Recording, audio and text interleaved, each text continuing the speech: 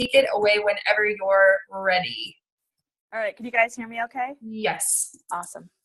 All right. So a quick disclaimer. Well, two, actually. One is I swear like a sailor, and I try really hard not to. So if you have children in the room, like, really sorry. Feel free to send me their therapy bills. Sorry, guys. Number two, I am a raging hot mess. Like, my life is just, like, you can just see all the stuff in the back. Like, my life is never, like, well put together. My kids are screaming in the background because it's bedtime, and Daddy has to put them to bed tonight. So if they come screaming in here, we're just going to roll with the punches. That's my life. Okay.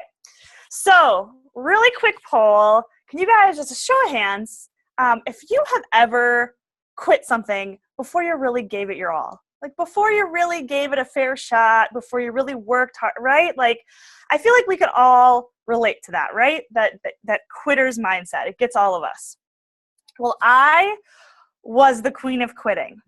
I was a job jumper, is what I call it. I would get a really good job. I would think it's going to change my world. And then I would get through the honeymoon phase. And about 6 months in, I'd be looking for a new job because, we had that first, run-in with somebody that you didn't get along with, or the first red tape where, gosh, this is just not how I want to live my life. Or, the first reprimand over something that I didn't think I deserved to be reprimanded over. You know what I mean? Like those kinds of things. And I would just leave and I'd get something else because I felt like I was on a search for something better.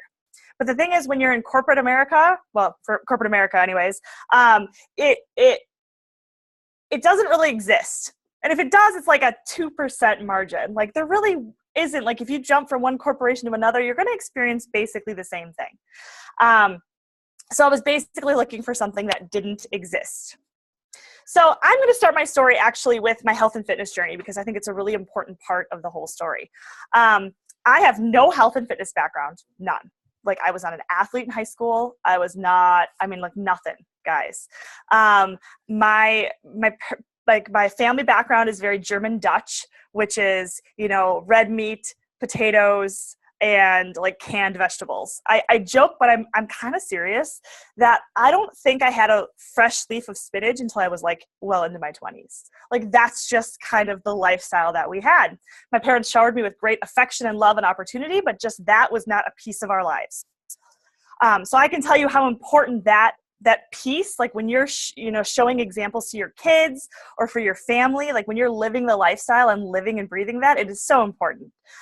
Because I saw my parents go through that yo-yo diet, right? Like my mom would do sweat into the oldies with like Richard Simmons for like a day and a half, not be able to move because she went from literally not doing anything to now busting it out.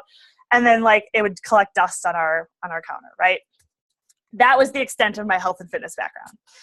I won't say I was super overweight, but I was never healthy. I avoided running like the plague. Like I was the girl that like hid in the back in gym class. Like I wanted nothing to do with physical activity. Like that just scared the crap out of me. So, but as time went on, as life gets busier and busier as you grow up, through high school, my metabolism was such that I didn't gain a whole lot of weight. I did the classic teenage girl, like I tried to starve myself and then I would come home and binge on whatever my mom had made. And then when I got to college, I put on the college 15, 20, 25, 30. And then, I got married and we put on the newlywed 15, 20, 30, like little by little over the years. I just kept packing on the weight because I wasn't making any change and I was filling all of my time in my day. I was convinced I didn't have enough time to work out. And I would eat fast food like it was my job. And that was just life.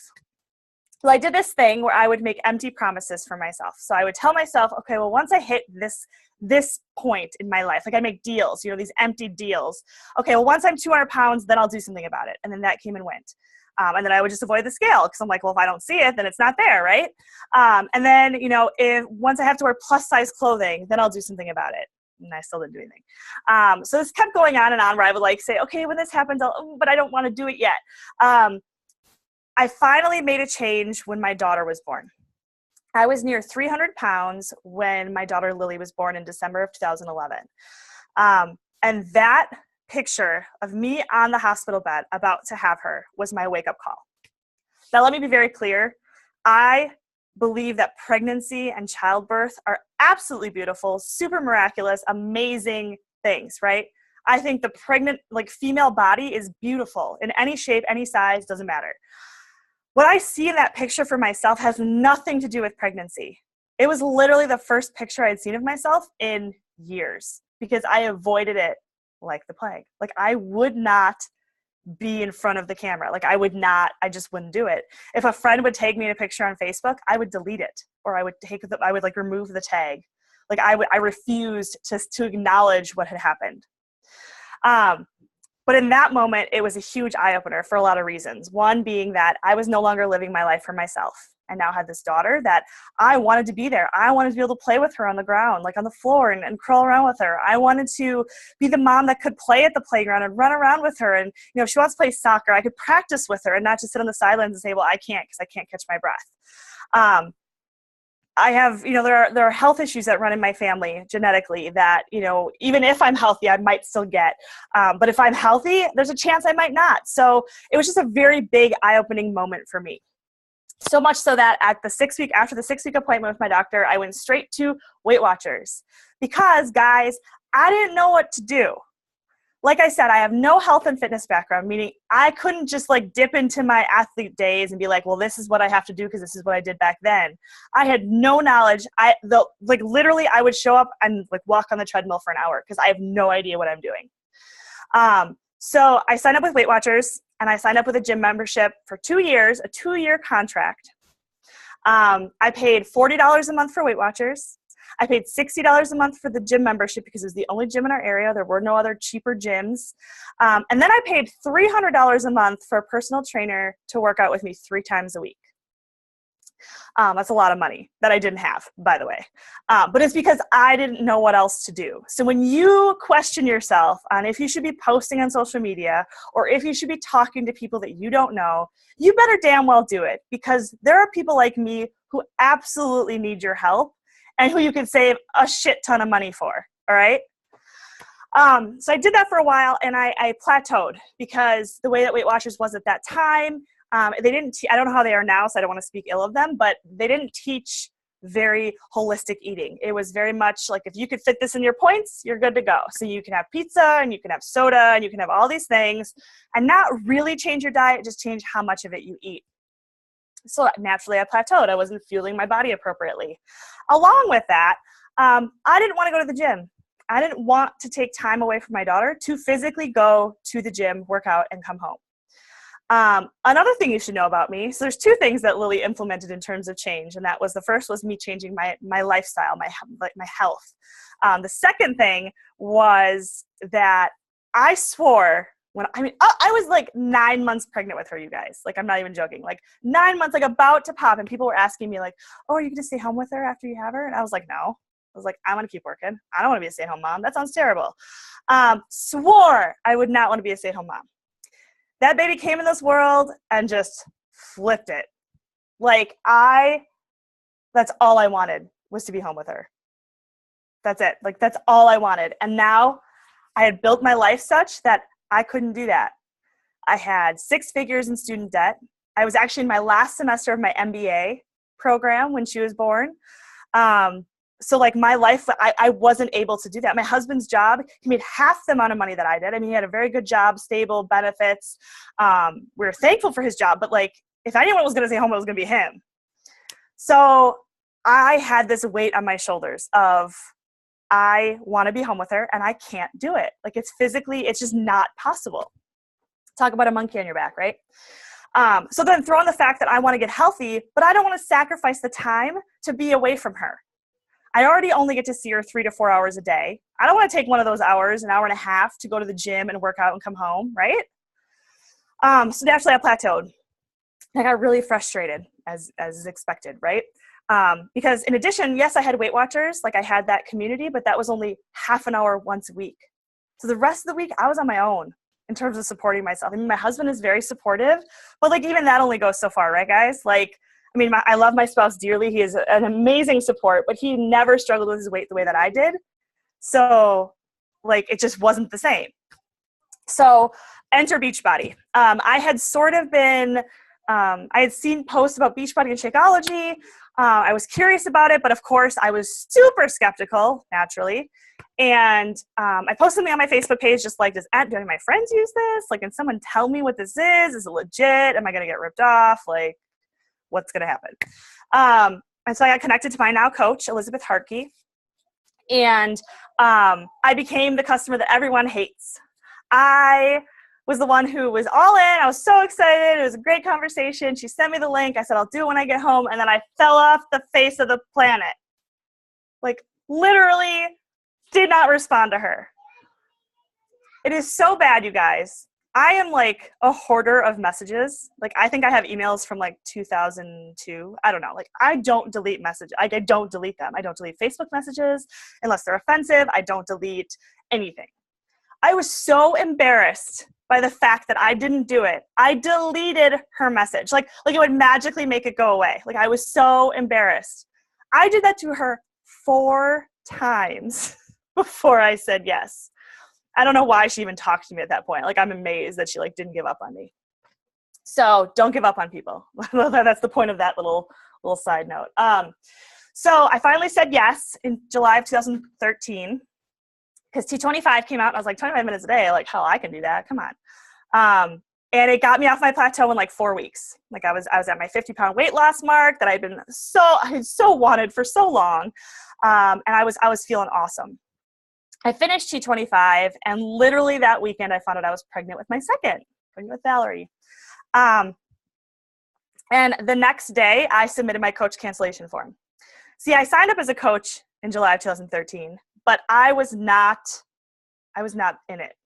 I believed that it was something that could provide success because I saw the success in my coach. I saw the success in my teammates, but I didn't believe in myself. I didn't think it would work for me. But I wasn't doing the work.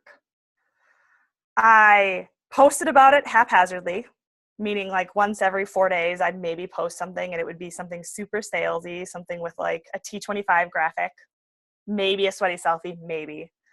But that was it. And I didn't message people. I didn't create relationships. So I hit Success Club my first month and that was it. So naturally I blamed the opportunity. It's not my fault. It's the opportunity's fault, right? But it was me. It was totally my fault. I wasn't doing the work and I didn't believe I could do it. So I submitted my coach cancellation form November 1st, 2013. And my coach, being amazing, reached out to me and was like, hey girl, what's up? Like, how's it going? And I was like, hey, I'm pregnant. So, obviously I can't do this. She's like, I don't think you get it. I was like, what? She's like, I love you and I support whatever you decide.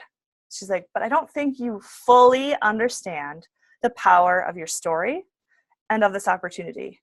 Because she knew, she was one of the 2 people in the world who knew how miserable I was in my job and how much I did not want to go to work every day. So she's like, I don't think you understand. And whatever it was hit me the right way that day that I withdrew my coach cancellation form. Thank Jesus.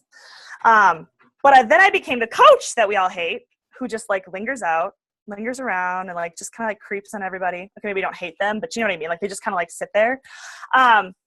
And I just lingered. I stalked. I watched everyone on Facebook, right? I was just just watching what they're doing.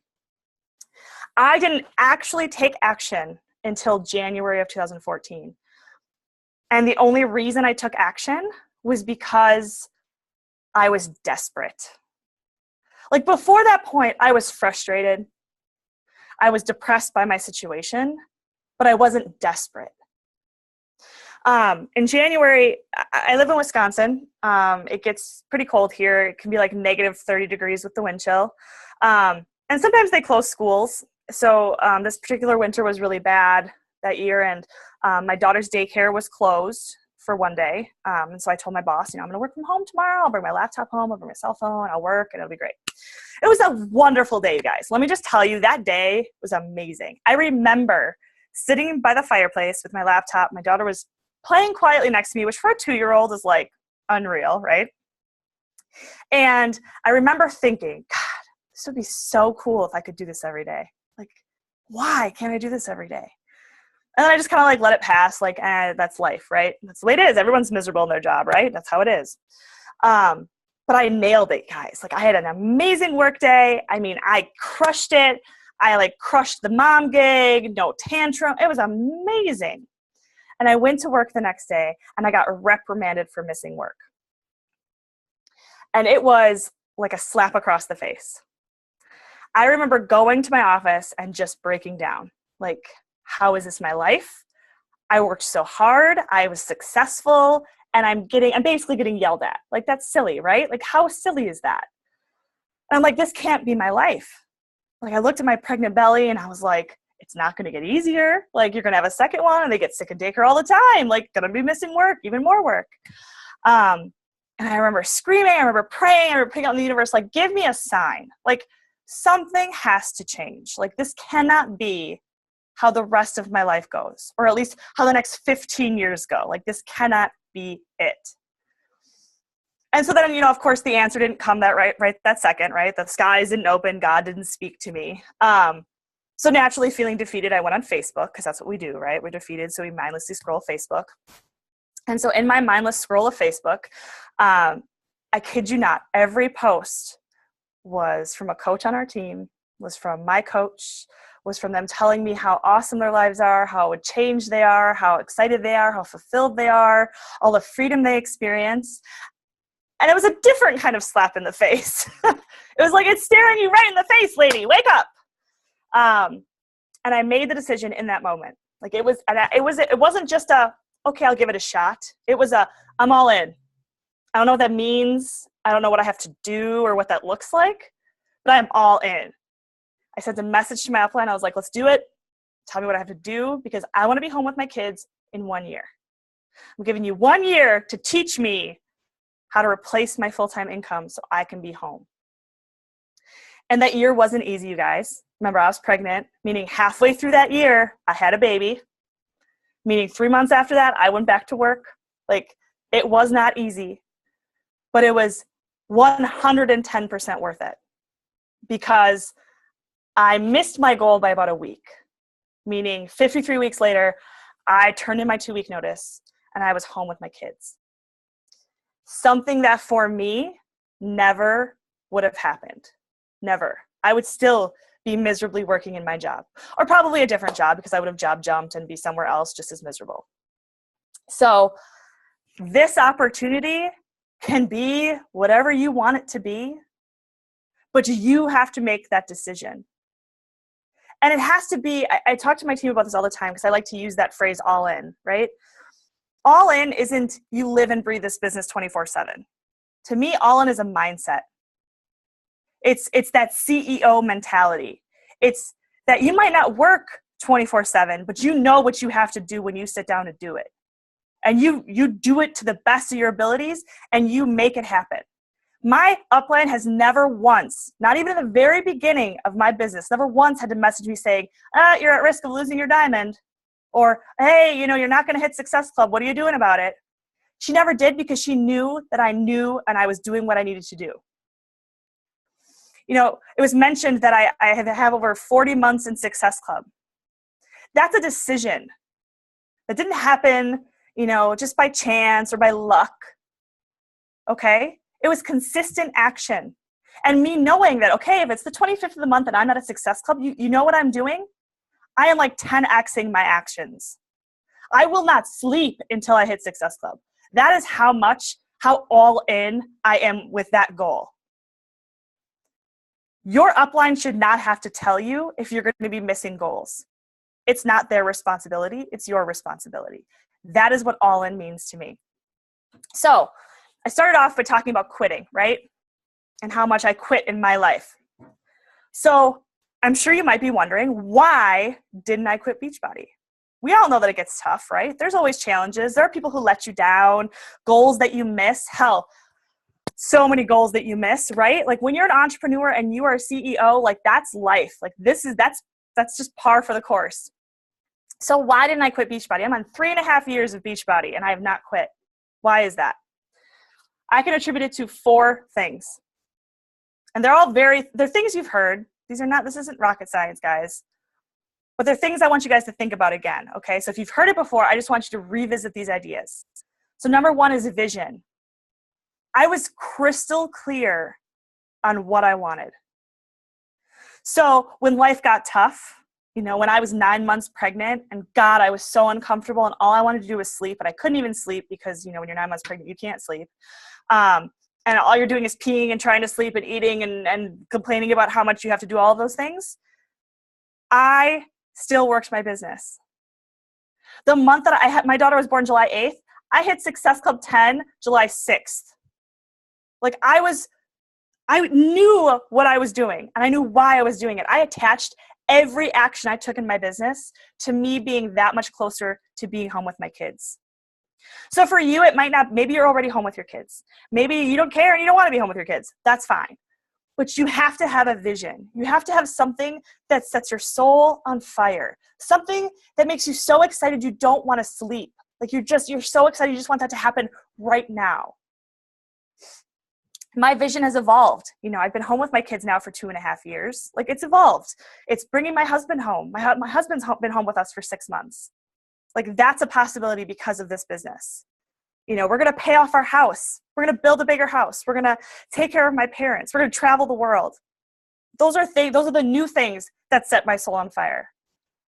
You are the only person who can create that vision for your life. And it's going to be different from your uplines. It's going to be different from your coaches. It's going to be different from everyone, okay? And it should be because it's unique to you. But you have to have a vision. You have to know where you're going and why you're doing it. So when you're laying in bed and you want to go to sleep or you're putting your kids down and it's been just a hectic, shitty-ass day, you still want to get up and do your work because you know that that's going to get you closer.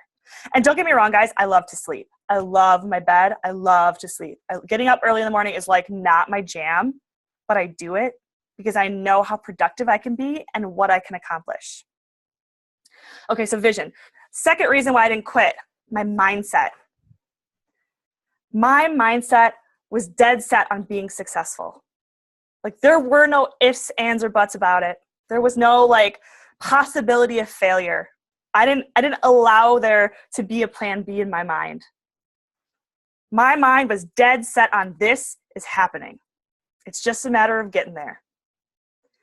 Mindset is one of those weird things, you guys, where it seems kind of hokey. I'll be the first to admit, yet again, was super skeptical about this. Super skeptical about personal development. I remember the words coming out of my mouth when Liz told me I had to do personal development. I was like, wait, self-help? I was like, I have an MBA, right? Like, bitch, please. I needed personal development more than anyone. Like, holy crap. Like, I need to like swim in personal development. So you have to do that, you guys. It is one of those weird things that I've noticed when I am not doing my personal development or I'm not doing as much as I normally do or it's not speaking to me, that my business totally suffers. And I know because I sit down and I go, I'm doing all this stuff. I'm inviting as much as I always do. In fact, I'm doing more work. Why isn't it working? If you have to ask yourself, if you know that your actions are the way they should be, and you have to ask yourself, why isn't it working? I would be willing to bet a good ton of money I don't have that it is your mindset. Okay? Because there have been times where I know for myself, my actions are the same. I'm saying the same things I always say. I'm doing it the same way, and it's not working. And as soon as I dial into my mindset and I revisit my vision and I get back to where I need to be, guess what? Everything works again. It's a weird thing, but you got to trust it and you got to believe it, okay? Your mindset is key. Number 3, reason why I didn't quit. I accepted the challenges. I think this is a really, really big one, you guys. And it's one that a lot of people, when they come into this business, they aren't prepared for. And I think it's what leads to quitting. You have to be prepared to struggle, to know that there are going to be months where it's really hard to hit Success Club, where it's really hard to talk to your coaches, that they just don't want to talk to you, or they're all quitting, or you're getting, cancellation after cancellation after cancellation. I swear it comes in waves. I feel like it does. I don't know. Maybe no one else feels that way, but it's like no cancellations and like 20 cancellations. I'm like, what happened? But that happens, right? Like there are going to be people who blame the programs, who blame you for their lack of success. Okay, that's going to happen. It's just part of our job. And the sooner you accept it as part of this, the better off you'll be, because you'll stop resisting it and you'll stop fighting against it and you'll just lean into it and know, okay, that's the way it is. When I get a coach cancellation, like, it doesn't even phase me anymore. Okay, I shouldn't say it. Like, there's like 5% where it catches me off guard. Like, really? Like, we just talked. But 95% of it, I look at it and I go, that's their loss. I know where I'm going. I know what I'm doing. If they don't want to be a part of it, that's their choice. And honestly, I'd rather know now than to put 6 months of my time into you just to have you quit or not even be fully invested. So accept the challenges and accept what you're going to face. I'm not saying that we give up in those moments or that you say, oh, well, they quit. Fine. But the sooner you can say, okay, they quit. I'm going to go find 2 people who are in it, 2 people who want to do this, 2 people who want to change their lives. Turn it into a positive. I have more time to give those people now. Okay, again, goes back to mindset, right? Accept it and move on. I'm a big believer in just like missing goals. You know, give yourself some time to grieve. You get like 30 minutes. You can go punch pillows. You can go scream. You can go, you know, whatever you need, like go do some core de force and a bunch of kicking or something. I don't know. Like, do something to get it out of you. Cry. I mean, sometimes I cry. I don't know. Like, whatever you need to do to like get it out of your system, do it. If you need to talk to somebody, I don't care. Journal about it. But once that grieving process is done, once those 30 minutes are done, you move on.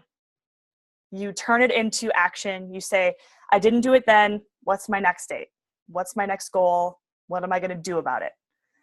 Because grieving about it longer than that, or letting yourself fall into a depressed state, or stopping your actions isn't going to make anything better. Okay, number 4, I didn't quit. I owned my business. I went all in and I decided to do the work. This is a business. It is. Like, we can try to, like, you know, make it look pretty and shiny and sparkly, but at the end of the day, it's a business. You need to work it like a business. Meaning, you need to be disciplined. You need to do those things that you hate doing and do them every day. If you hate inviting, I challenge you to invite every day, first thing when you wake up. Do it right away. Double the number that you're supposed to do. If you're supposed to do 3 hours, you do 6 every day when you wake up. Get it out of the way. Do it. When I was at a retreat, a leadership retreat, and Kim Carver was there. I don't know if you guys know. Yeah, you guys. I'm sure you guys know who he is at least. He and I had earned a one-on-one with him, and so I asked him. Christina Delgado was there, and I'd asked him, okay, so knowing where I am now, and I want to get to that level, to the level that Liz Harkey and Christina Delgado are at. Like, what do I need to do? Like, what does it look like, right? And you know what he told me? He said, time and discipline. You have to do the things you don't want to do, but you got to do every single day. And it's going to be different for everyone. Like, if you love doing your workout, you love drinking your Shakeology, that is not being disciplined. Doing that every day is just, you like doing that. Like, that's not discipline. You got to think of the things you don't like to do. I don't like to do social media training. I don't know. It's like one of those things for me. I just like hate doing it, but I have to do it. Like, I know that I have to do it, so I do it. You know, like, you have to think of those things and just make them be a part of your life. So those are the reasons why I didn't quit. And I hope that helps you guys. I realize I kind of ramble and I hate posting. Yeah. Like, it's so funny because, like, that's one that I loved early on. And now it's like, it's almost like a burden. I'm just like, I don't want to do that. I don't have time for that. I look like crap. I don't want to do it. Like, I just like throw a big hissy fit about it. But yeah, eat that frog. Exactly. So if you guys have any questions, I'm totally an open book. I'm happy to share more. I have a question for you. Yes. Oh, I have 2 questions. This is like always the question that I ask all of our guest speakers because I think it's really, really cool just to learn from other coaches. But personal development, what are some of the books that you recommend? Like, what are some of your favorite books that you've read? And what are you reading right now? Okay. Jen Sincero is my spirit animal. So You Are a Badass. And I just finished You Are a Badass at Making Money, which was phenomenal. I would say it's almost better than You Are a Badass, which like hurts me to say that. So she's like my favorite ever. This year I read School of Greatness was phenomenal by Lewis Howes. And right now I am reading, I don't remember who it's by. I'm reading Good to Great, which is a very academic book. I'm going to like be real upfront with you. I like Jen Sincero's style of kind of like that, like we could have a conversation. Like it's like just very, it flows very easily. Good to Great is not so much like that. Like it's very statistics and like business driven. So I'm struggling my way through it. I'm not going to lie to you guys. But podcasts are a big one that I like. I listen to podcasts while I do like my power hour or while, you know, I'm like, you know, doing piddly things like creating graphics or something. And my favorite podcasts, I'm going to pull them up. School of Greatness is one of them. Where is it? Oh my God. You'd think I would remember the names, right? The Brendan Show. I love Brendan Burchard. He's phenomenal. School of Greatness. The MF CEO is a newer one that I kind of fell in love with, mostly because they swear a lot. That's kind of my jam. Like I kind of like tough love sometimes. So like that's the one I listen to when I'm like, yeah. But those are my favorites. I don't know if that helps. Yeah, that's awesome. Thank you. Yeah, no problem. What does your typical day look like, and what is your number one way to expand your market? Okay, let's see here. My typical day looks very different. Okay, so when I first started, I'm going to give you guys 3 snapshots into what my days looked like, because it's evolved over the last 3.5 years. So the first one is the first year I was working full time. So the way my day would look then was I would get up super early and I'd work out. So I'd get up at like 4:30 in the morning and I would work out and I would get everyone's lunches together, scramble to get the kids together, take them to daycare, go to work. My lunch hour I would use for my power hour every single day. That was my 1 hour to myself. I had to take it for work anyway. So I locked my office door, I turned all of my actual work stuff off, and I would do my power hour. And then I actually scheduled all of my posts back then because I couldn't be on social media while I was at work, except for my lunch hour. So I actually scheduled my personal posts for the morning and the afternoon, and sometimes the evening, depending on the day. And then I would go home and I would pick up the kids from daycare. I would go home. We would have dinner. A lot of times, sometimes we had downtime where like we just didn't want to do anything and the kids were just kind of like chilling. And I would maybe catch up on messages then. And then it would be after the kids went to bed, I'd work for another like 1 to 3 hours, depending on what was going on. A lot of stuff I did on the fly, you guys. I'm not going to lie to you. That first year, it was like my groups. It was like I would be posting real time in all of my groups and all of my trainings because I was like, that was just my life. Was like I didn't have chunks of time to like create things. So I just was like, we're doing a training and I'm doing it right now. Like, this is great. So then once I started staying home with the kids, it was a little different. I didn't get up as early because I hate getting up early. And I would I kind of would do it as I had time. So it was like, I have 2 young kids. Like right now, Lily is 5.5 and Valerie is 3. So when I first started staying home, Valerie wasn't even 1 and Lily was 3. So while Valerie napped, I would let Lily have screen time. And that's when I would like plow through my to-do list, my power hour, and then anything extra I could get done. And then I would do a little bit when my husband came home. He would do dinner and stuff and I would work some more. And then I would do it after bedtime again. So it just kind of would depend on the day. It was very much, again, fly by your seat of your pants. There was no real schedule to my life because with kids, sometimes it's hard to say, okay, from 9 to 10, I'm going to do this because, you know, that's the day that things explode. Now, like I said, for the last few months, my husband's been home. So the schedule is, again, very different. Now my schedule is, I set my schedule. So I do a lot of work. Monday evenings is like my call time. I do my one-on-ones, my team call, and then Tuesdays and Wednesdays are like my like heavy work days, so to speak. So like I do trainings, I do creation of stuff, in addition to like my power hour and all that good stuff. Family time every evening.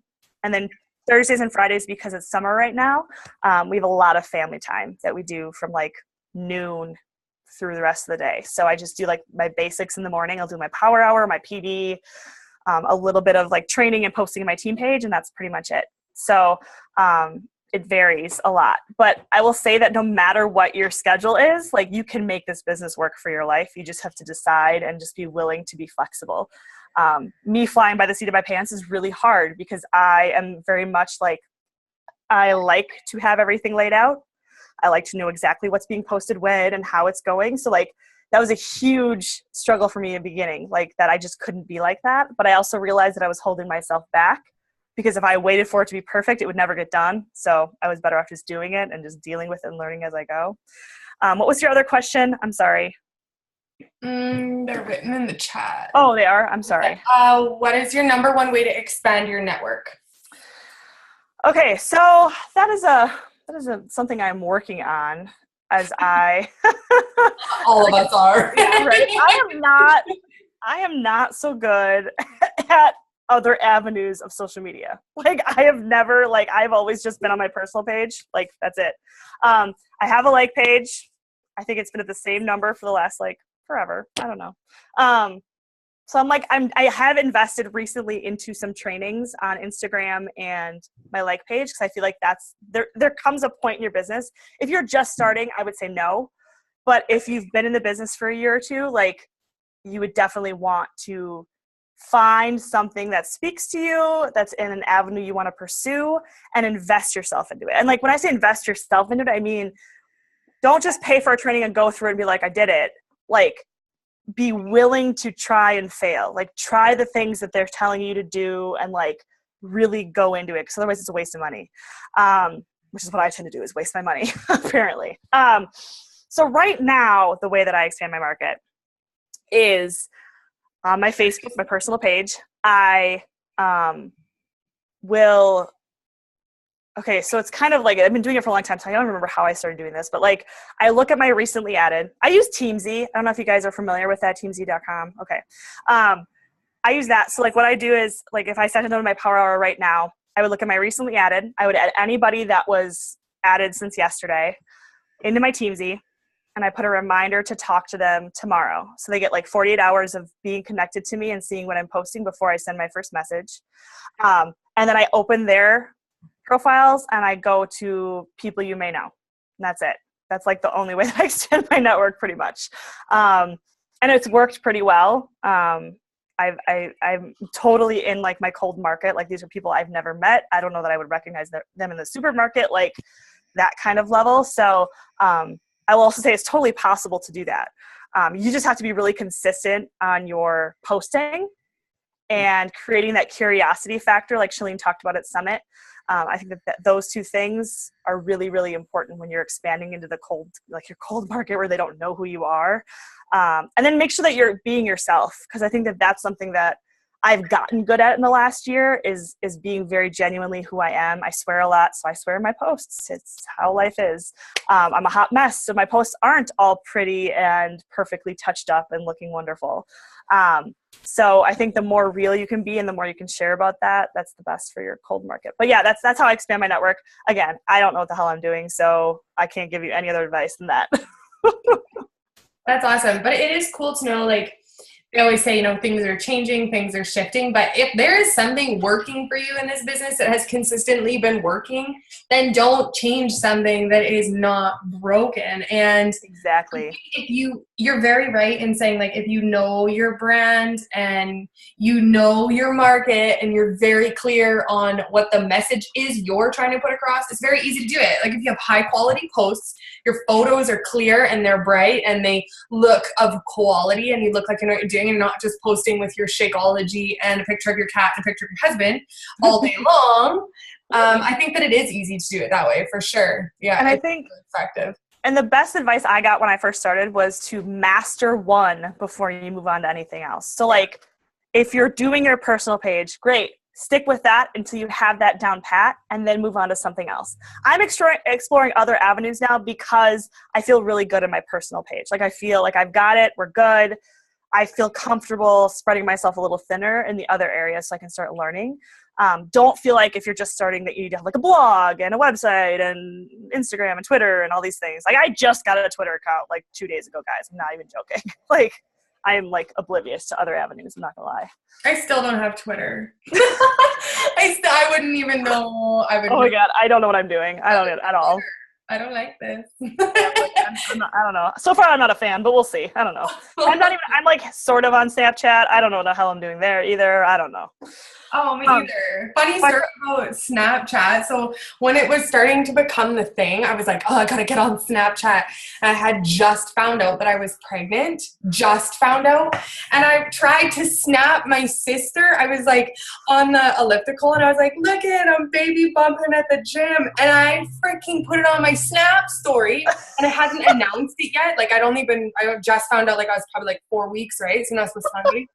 And I put it on my Snap story and like all these people, I'm like, no, what the heck? Whoops. Couldn't get it off. I'm like, this is the stupidest thing I've ever, like, oh, it sucked. So I was like, okay, no, I'm not doing Snap anymore before I accidentally snap some people, some things that I shouldn't. Like, this is horrible.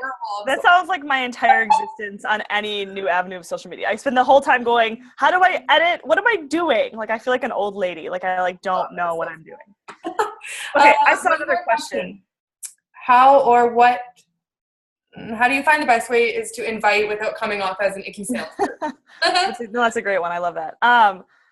Okay, the best advice I have for that, you guys, is to create a relationship before you invite them. I'm that old school mindset. I don't do cold invites. I will do referral invites, meaning if I've talked to you, if we've at least had somewhat of a conversation, I may a couple days later be like, hey, can I ask you a favor? I'm starting up this new health and fitness group, and I'm looking for a few newbies to join in. Do you know of anybody who might want to do that? That's like the coldest invite I will send. Other than that, I will wait till I create a relationship or until they've liked or commented on something that I've done or filled out an application or something like that. Then, of course, that opens the door. But I don't just invite people because of that. Like, I'd much rather wait until we have a little established, like they know I'm a real person and they know that like that's not my end goal, that I'm not going to rip them off. Because I'm sure you guys have gotten them from other MLMs where they just literally, they don't even know who you are. They accept your friend request and immediately they send you a message with this long novel about how awesome their company is. And I refuse to do that. I think that is like the worst possible approach, especially in our line of work where health and fitness can be one of those, it's very, very personal. I know like a lot of my market are women that, are miserable. They're like 100+ pounds overweight. They don't get changed in front of their husbands anymore. Like absolutely miserable. Like can't even acknowledge it to their spouse. To acknowledge it to a complete stranger on Facebook can be like a big step. So I try to respect that part of our business and not do a lot of cold invites. I will ask for referrals. That's pretty much my like most salesy way of doing it, I guess. That's awesome. I like that. And then I got one more question. What is the best piece of advice you got? Well, just hang on. What is the best piece of advice you got when you first started? Oh, that's a good question. I feel like it's been forever ago. Isn't that funny? Like it's only been 3.5 years and yet it feels like it was like 25 years ago. I would say that the best piece, one of the best pieces of advice I got, and it wasn't even advice, it was just from the beginning, Liz told me that Success Club was a non-negotiable. Like, it wasn't really advice. It was just, if you want to be successful, this has to happen. Like, this is like, you need to live and breathe that this happens. And it was funny because, like, I never even questioned it. Like when she said, I was like, okay, that has to happen. And I've always just had that mindset toward it. And I think that has led into a lot of success throughout my business because Success Club is the key to success in this business. If you're not hitting Success Club, most likely you're not going to see success, or at least not long-term sustainable success. So I think that would be, and then also the personal development side of things, like how I remember early on, it was like one of our first one-on-ones, and I was complaining, of course, like I was saying something about how no one wants to talk to me and everything sucks.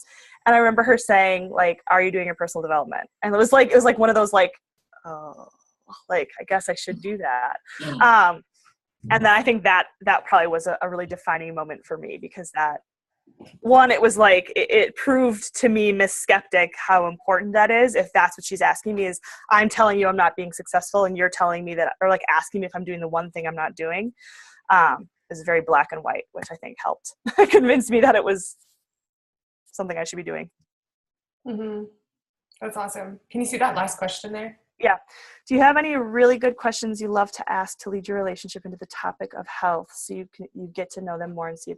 I think the question that it's just not a question I ask, I guess. I guess like if we are discussing, like if it's just like if they ask me back like what I do for a living, or if they ask me what I would like, I don't know, like how my summer's going or something, I always sneak in a little like tidbit about what I'm doing, like oh, I have this really awesome like private community that I love being a part of, and you know it's really like exciting right now because we're doing this and this, and oh, and I like taking the kids to the beach, and like then I'll go into like other things. That's not the only thing I'm talking about, but I like to like sprinkle it in. It's not so much questions I ask as it is dropping little hints about what I do to maybe get them to ask me questions and open that door. In terms of like, I'm trying to think questions that I ask them. No, just the referral one is like the one that I like use to, especially for like my cold market. Like that's like, it's really hard when you don't know somebody, like you don't know anything about their history or their lifestyle or anything. So I'll ask the referral a lot, because then sometimes that will get them to open up a little bit and be like, well, I might be interested. And then I can start asking them questions about why they're interested and kind of go down that route. Or I will, like if they post, like I'll see if people like post something on social media, like about wanting to get healthy or something, I might send them a message. I won't send them a message word vomiting. I will send them a message acknowledging their post and letting them know that I'm here if they want to talk. I think that that's the biggest mistake that a lot of people make, is that they jump down their throats. Like if I said, like if I were to post on social media, like, oh, I hate all this extra weight, I just wish, you know, I could lose the weight and keep it off, and you know, like I'm complaining on Facebook. And that person will get, you know, 85 messages from Beachbody coaches and Herbalife coaches and Advocare people and like just, I mean, everyone, right? I like to take the approach of, hey girl, I saw what you posted and I totally feel you. I mean, I've been there. I totally get it. And if you ever want to talk, like, let me know. More as a friend and relating to their struggle. And that tends to go over a lot better than the people who just want to sell them something. I've even had it where they aren't interested right away because somebody else got to them and like just sold them something they had to have, just to have them come to me a few months later and say, okay, I want to know what you're doing. Because whatever they did was a quick fix and just wasn't going to work. So it's funny because I think a lot of this stuff we overthink our approaches, when it really just boils down to being a person. Like, what would you say to your best friend? What would you say to your cousin if you're sitting at Thanksgiving and they're complaining about their pants not fitting? Like, what would that conversation look like? Because a lot of times that's what it is we overthink and we try to prepare this like perfect speech or perfect like presentation. And really it's just treat them like a person and most likely it will go well. I don't know if that helps at all. I totally agree. And like on the topic, to like elaborate on that, it's like 50-50 what you say and what you're showing. Like if you aren't posting but you're messaging people, it's not going to work. If you have gone a week without showing results and proving that these products work, like people are watching you like, does this shit even work, right? And if I'm not showing you that it works and it's realistic and I'm showing up and I'm getting results, and here's some of my challengers, they're also getting results. Or, you know, check out Susan, she just won $100. Look at how incredible she looks. Here's her story, right? Like if you're not showing that stuff, then it's just you posting. You're just posting and people don't see it, right? And like, I know if it was me, I was watching someone, I would want to see how they're doing it. I would want to follow their journey, but I would also want to know if that $200 investment is actually worth it for me, right? And if I'm like, holy crap, the girl just lost 40 pounds and I have 40 pounds to lose and I should have started 6 months ago. Okay, now I'm going to answer her message, right? And it's just like you said. It was like that one moment where you're like, oh shit, I should have answered the message. I should have answered the message. So I think it's really, really important. Like they go hand in hand. It doesn't matter what script you use or what you say. You have to be creating a relationship, but also showing that this stuff is legit, like that you're doing it and that you're getting results, right? Like I think that's really important. Agreed. Yeah. Do you guys have any other questions? No? No questions. Okay, so I appreciate you so much. That was an awesome, awesome call. I love this call so much because I think it was real.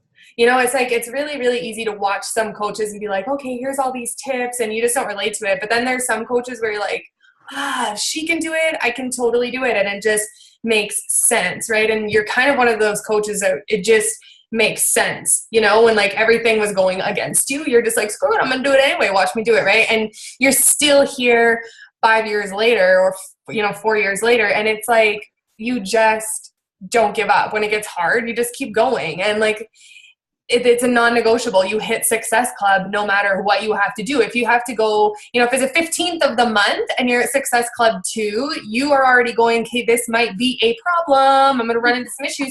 So you're like, I'm not going to go out this weekend. I'm not going to go camping. I'm not going to whatever. I'm going to add 500 people to my network until Facebook shuts me down, tells me I'm adding 2 people, right?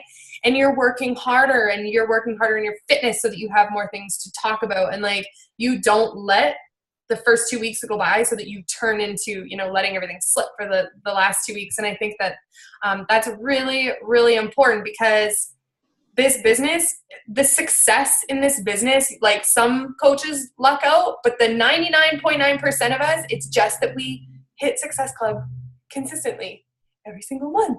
And we never give up when we go through divorce and we have babies, and I have a 7-month-old. So I'm like, totally get it over here. It was in December. I had her 3 days before Christmas. I still hit Success Club 10 that month, right? So I'm like, it's just a non-negotiable to be successful in this business. So kudos to you for everything you've accomplished. It's incredible. I appreciate you. I appreciate, you coming on here and being a river and sharing all of this stuff with us. And I'm excited to see you in a couple of weeks on your team call. So thanks, guys. Thanks for having me tonight. Have a good night, you guys. See you later. Thank you.